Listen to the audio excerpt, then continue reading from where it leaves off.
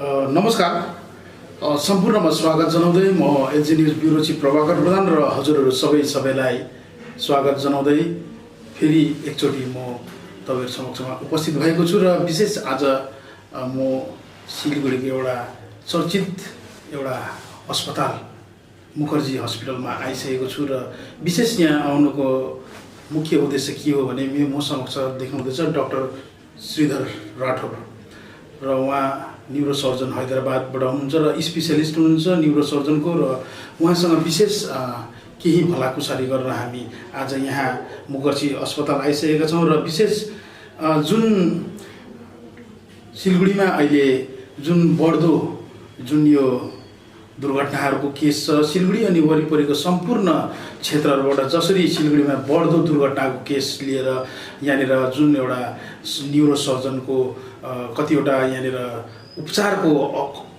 कमीहरू महसुस भइरहेछ। यस्तोमा जुन मुखर्जी नर्सिङ होममा हामीले देख्न सक्यौँ कि 24 आवर्स दिन रात जस्तो प्रकारले यो ट्रोमा जुन एउटा हेड इन्जुरिजको केसमा यहाँनिर जस्तो प्रकारले उपचारहरू भइरहेको छ यो अति नै सराहनीय कार्यहरू भइरहेको छ र मसँग देख्नुहुँदैछ तपाईँले डाक्टर श्रीधर राठौर एउटा यङ डाक्टर हुनुहुन्छ र उहाँलाई हामी सर्वप्रथम हाम्रो गोर्खा न्युजमा स्वागत जनाउँदछु। सर राठौर सर, तपाईँलाई एजी न्युजमा स्वागत छ। सर आपको एजी न्युज में स्वागत है सर। Thank you.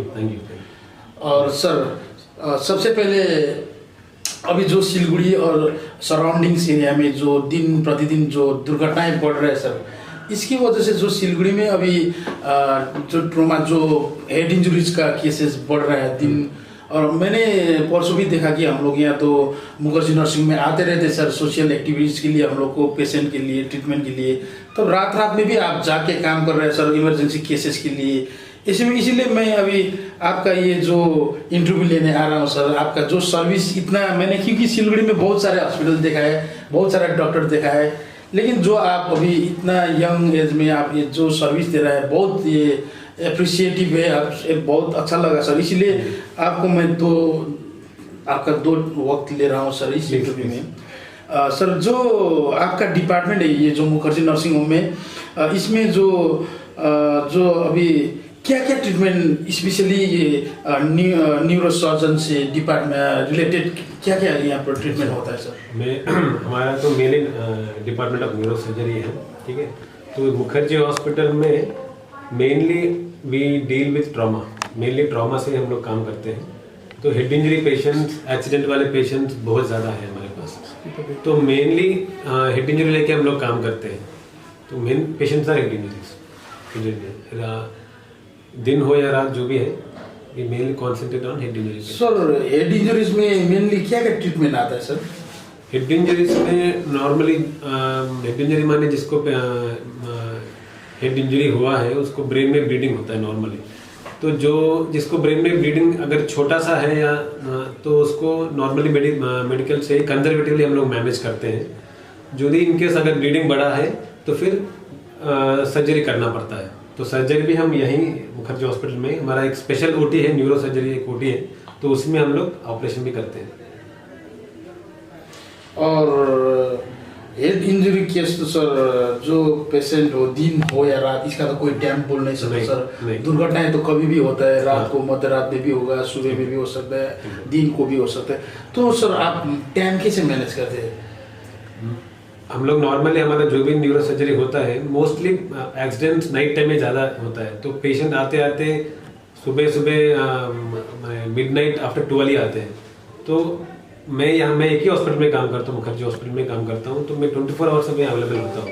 और मोस्ट ऑफ द टाइम्स हमारा ओटी नाइट टाइम में होता है। तो मैं एक हो या दो हो, हमारा एक न्यूरो टीम है, एक एनेस्थीशियन अराउंड द क्लॉक है, एंड हमारा ओटी भी हमेशा इट्स 24/7 अवेलेबल। तो हम लोग दिन नाइट के टाइम में भी हम लोग सर्जरी करते हैं। 24 आवर्स सर्विस आप लोग रेडी रहता है सर? यस। न्यूरो से रिलेटेड हेड इंजरीज के अलावा सर मुखर्जी हॉस्पिटल में और क्या क्या विशेषताएं है सर, और क्या क्या यहाँ पर मतलब ये न्यूरो से रिलेटेड ट्रीटमेंट किया जाता है सर? मुखर्जी हॉस्पिटल में हेड इंजरी के अलावा हमारे पास और बहुत सारे पेशेंट्स आते हैं, जैसे कि ब्रेन ट्यूमर वाले पेशेंट आते हैं, ब्रेन इन्फेक्शन वाले पेशेंट आते हैं। ब्रेन इन्फेक्शन में कई तरह का इन्फेक्शन होता है, बैक्टीरियल मेनिंजाइटिस बोल के बोलते हैं, या बैक्टीरियल कोई ब्रेन एब्सेस हो जाता है, या कोई वायरल इन्फेक्शन होता है जिसको वायरल इनकेफेलाइटिस बोलते हैं, वायरल मेनिंजाइटिस पेशेंट्स बहुत सारे आते हैं। ये छोड़ के हम लोग बहुत कॉमनली स्पाइन के पेशेंट्स भी डील करते हैं। स्पाइन का बहुत सारे हम लोग ओटी करते हैं यहाँ पे, स्पाइनल इंस्ट्रूमेंटेशन हो जाता है, जैसे कि स्लिप डिस्क जिसको बोलते हैं कि बैक पेन होना, फिर बैक पेन से फिर रेडिएशन होना, पैरों में झंझनाहट सी आना, फिर पैरों में ताकत कम हो जाना, ये सब स्पाइन के डिस्क के प्रॉब्लम्स होता है। तो उसमें भी हम लोग डिस्केक्टमी, जो जिसका नाम होता है ऑपरेशन का, लैमिनेक्टमी एंड डिस्केक्टमी बोलकर, तो वो हम लोग यहाँ पे करते हैं। या कोई स्पाइनल कोई जिसका फ्रैक्चर हो जाता है, या सर्वाइकल स्पाइन का फ्रैक्चर जिसका होता है, या लो बैक या थोरैसिक इसका फ्रैक्चर होता है, उसमें भी हम लोग डिकम्प्रेशन करके फिर कॉर्ड का डिकम्प्रेशन करके फिर हम लोग स्पाइनल इंस्ट्रूमेंटेशन करते हैं। वो भी 3 लेवल में, सर्वाइकल में भी करते हैं, डॉर्सल में भी करते हैं और लंबार में भी करते हैं। तो एक स्पाइनल इंस्ट्रूमेंटेशन का सर्जरी भी बहुत सारे हम लोग यहाँ पे किए हैं। इसके अलावा फिर स्पाइनल डिस्क ऑपरेशन करते हैं। स्पाइनल में फिर ट्यूमर्स भी होते हैं, स्पाइनल ट्यूमर्स का भी हम लोग का तकरीबन 10-15 ओटी किए हैं यहाँ पे, तो जिसमें बहुत अच्छा प्रोग्रेस होता है। तो ये हो गया स्पाइन का एक दिस थिंग। एंड इसके अलावा जैसे मैंने बोला है कि ब्रेन इन्फेक्शन जैसे मेनिंजाइटिस हो, जिसमें समय ज़्यादा लगता है, मोटा मोटी एक 10-15 दिन या 15-20 दिन तक कभी कभी टाइम लगता है पेशेंट इम्प्रूव होने में। ये छोड़ के फिर जो नॉर्मल हेड इंजरीज में भी एक पार्ट होता है डिफ्यूज एक्सोनल इंजरी बोलकर, जिसमें ब्लीडिंग नॉर्मल सीटी स्कैन में दिखता नहीं है, जिसको एमआरआई करके देखना पड़ेगा। उसमें भी बहुत सारा टाइम लग जाएगा, मैंने 20 दिन से 1 महीना तक टाइम लगता है जिसमें पेशेंट इम्प्रूव होने में।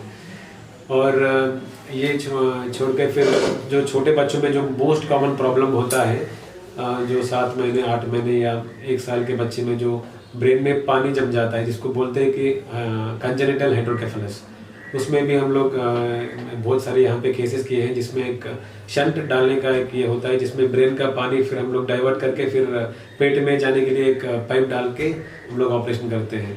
वो भी हम लोग यहाँ पे बहुत सारे किए हैं, जिसमें अच्छा खासा प्रोग्रेस है। तो ऐसा हेड इंजरी छोड़ के बहुत सारे केसेस हैं जो हम लोग करते हैं। ब्रेन ट्यूमर भी हम लोग यहाँ पे एक 15 से 20 ब्रेन ट्यूमर के ऑपरेशन किए हैं, जिसमें बहुत अच्छा सक्सेस रेट है। ठीक है, तो there are many other cases. जैसे कि मैंने बोला है, मेरा यही मैसेज है कि हमारे पास ज़्यादातर तो हेड इंजरी के ही पेशेंट्स आते हैं। तो हेड इंजरी मेनली जो 2 व्हीलर्स जो होते हैं विदाउट हेलमेट या जो चलाते हैं, या जो अल्कोहल लेके जो चलाते हैं, मोस्ट ऑफ द पेशेंट्स यही इससे आते हैं, हिस्ट्री में आते हैं। तो मेरा गुजारिश यही है कि जब बाइक चलाते हो तो डेफिनेटली हेलमेट पहनो, क्योंकि हेलमेट पहनने से 90% of the injuries are saved, at least head injuries. दूसरा है कि अगर ड्रंकन स्टेट में हो तो जितना हो सके उतना ड्राइविंग अवॉइड ही करो, मेरा ये रिक्वेस्ट है। ताकि क्योंकि अगर ड्रंकन स्टेट में जब गाड़ी चलाते हो the intensity of head injury will be double times. तो ये तो हेलमेट पहनना या बिना अल्कोहल ये गाड़ी चलाना, तो दिस इज वेरी सिक्योर।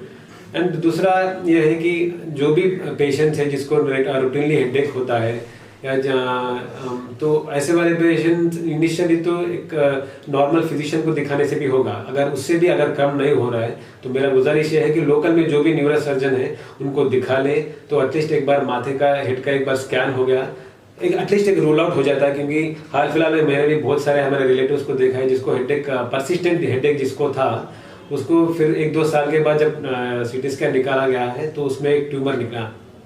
सो ऐसा होने के प्रोबेबिलिटी चांसेस बहुत सारा होता है, तो एटलीस्ट एक सीटी करा ले। तो ये हो गया हेडेक का। तो दूसरा पार्ट है कि जिसको बहुत सारे गांव में ऐसे बच्चे होते हैं जिसको सीजर्स होता है, एपिलेप्सी बोल के बोलते हैं, मिर्गी बोल के बोलते हैं। ऐसे बहुत सारे बच्चे हैं जो बिना ट्रीटमेंट के वो लोग बस गांव में ही कोई दवाई लेके जा रहे हैं। तो ऐसे वाले प्लीज आप लोग ये एटलीस्ट एक लोकल फिजिशियन हो या कोई भी अगर न्यूरो सर्जन या न्यूरो फिजिशियन अवेलेबल हो तो इनको दिखा लीजिए, उसको निगलेक्ट ना करें। दूसरा है कि बहुत सारे लोग आजकल बहुत सारी संख्या बढ़ गया है कि लो बैक एक बहुत सारा कॉमन हो गया है। लो बैक एक अगर आप निगलेक्ट करते जाएंगे तो वो बढ़ते ही जाएगा। मान लो कि एक छोटा सा स्लिप डिस्क है, आप लोग प्रिकॉशन लेके फिर उसको थोड़ा हल्का सा फिजियोथेरेपी कर लेंगे या इनिशियल मेडिकेशन कर लेंगे तो वो रिकवर होने के चांसेस ज़्यादा है, या एटलीस्ट वो और वर्स नहीं होगा। अगर आप लोग टाइमली डॉक्टर को दिखा लिए, अगर हल्का सा अगर डिस्क निकला है, या किसी को बहुत ज़्यादा डिस्क निकल चुका होता है, तो वो लोगों को ऑपरेशन करना ही बेस्ट ऑप्शन होता है। तो ऐसे में ऑपरेशन करने से ऑनगोइंग जो डैमेज है, मान लो कि लो बैक एक में जिसमें है, जिसको डिस्क का प्रॉब्लम है, अगर वो डॉक्टर को नहीं दिखाएगा तो फिर उसको इनिशियली तो ओनली दर्द होगा, बाद में फिर पैरों में ताकत कम होगा, फिर ब्लैडर और बाउल में डिस्टर्बेंस शुरू होगा, तो फिर पेशेंट चलते चलते फिर एकदम लिंपिंग गेट के साथ फिर वो बहुत हालत खराब हो जाएगा। तो ऐसे वाले प्लीज आपके जो लोकल न्यूरोसर्जन है उनको दिखा लीजिए, और जो आपको ट्रीटमेंट गाइड करेंगे वो ट्रीटमेंट प्लीज आप लोग फॉलो कीजिए। मैं तो बहुत सारे लोगों को ये भी बोलता हूँ कि मेरा हमारे ओपीडी में पेशेंट्स आते हैं, हम तो अपना पर्सनल नंबर भी देते हैं। देखिए अगर कुछ भी तरह का डिफिकल्टी हो तो आप डायरेक्टली कांटेक्ट कर सकते हो, कोई भी टाइम में। हमारा कोई टाइमिंग नहीं होता है, कभी डॉक्टर का कोई टाइमिंग होना भी नहीं चाहिए, और स्पेशली न्यूरोसर्जन जो ट्रॉमा से डील करते हैं उनका कोई टाइमिंग होना नहीं चाहिए। और रात 12 हो या 1 या 2 हो, फोन उठाना ही है, कितना भी सीरियस कंप्लेंट है अटेंड करना ही पड़ेगा, वो है। तो मेरा ये थोड़े बहुत रिक्वेस्ट है, आप प्लीज फॉलो कीजिए एंड अपना ख्याल रखिए। Thank you very much. Thank you doctor साहब। और जसरी डक्टर राठौडले हजुरहरूलाई जानकारी गराउनु भयो, यो जानकारी एकदमै जरुरी जानकारीहरू थियो, र कृपया यो सूचनाहरू जानकारीहरू हजुरहरूले फलो गर्नुहोला। र जसरी यो स्पाइनल कर्ड अनि न्युरोसर्जन मिर्गी जस्ता रोगहरूसँग सम्बन्धित कुनै पनि जानकारी लिन चाहनुहुन्छ भने नहिचकिचाइकन तपाईँले कृपया डक्टरको पर्सनल नम्बरमा तपाईँले एनी टाइम, राति 12 हो या बिहान 6 बजी होस्, एनी टाइम तपाईँहरूले उहाँसँग सम्पर्क गर्नु सक्नुहुन्छ। र उहाँले 24/7 उहाँले आफ्नो ड्युटी निभाइरहनु भएको छ मुखर्जी नर्सिङ होममा। र यो स्कलिङ भइरहेको तपाईँले स्क्रिनमा फ्ल्यास भइरहेको नम्बरमा सिधा डक्टर राठौडसँग तपाईँले सम्पर्क गरेर जानकारी दिनु सक्नुहुनेछ। र उहाँ हैदराबादबाट यो जुन विशेषज्ञ हुनुहुन्छ न्युरोसर्जन, र सिलगढीमा एकजना ख्यातिप्राप्त डक्टर हुनुहुन्छ, जसले अहिलेसम्ममा धेरै नै यस्ता रोगहरूको ट्रोमा, हेड इन्जुरिज अनि विभिन्न प्रकारको न्युरोसर्जनसँग रिलेटेड अपरेसन्सहरू सक्सेसफुली गरिसक्नु भएको छ। र हामीले एजी न्युजमा विशेष आज उहाँलाई यो इन्टरभ्यू, उहाँसँगको वार्तालाप प्रस्तुत गर्नुको मुख्य उद्देश्य नै एउटा जनचेतनामूलक कार्यक्रम थियो, र हामीले हाम्रो मानिसहरूसम्म यो जानकारी पुर्याउनको निम्ति नै आज हामी हजुरहरू समक्षमा यो कार्यक्रम लिएर उपस्थित भएका थियौँ। र कुनै पनि समय तपाईँहरूलाई यदि न्युरोसर्जन सम्बन्धमा कुनै पनि समस्या परे यस नम्बरमा डक्टर राठौडसँग सिधै सम्पर्क गर्न सक्नुहुनेछ। उहाँको यो पर्सनल नम्बर व्यक्तिगत हो र 24 घण्टा खुला रहनेछ, र उहाँले कुनै पनि समय कसैको पनि फोन उठाउनुहुन्छ। उहाँको यो सर्भिस, र यसलाई हामी गोर्खे सलाम गर्छौँ एजी न्यूज़ले। र sir thank you for talking with AG news sir, धन्यवाद सर, आपने हम लोग को समय दिया। और आपको गोर्खे सलाम, जो आप अभी मुखर्जी नर्सिंग होम में जो आप सेवा दे रहे हैं सर, मनुष्य के लिए, ह्यूमैनिटीज़ के लिए, ये एकदम हम लोग के गोर्खे सलाम आपको लिए एकदम बहुत बढ़िया है सर। ऐसे ही keep doing sir. Thank you sir, thank you for talking AG news sir, thank you.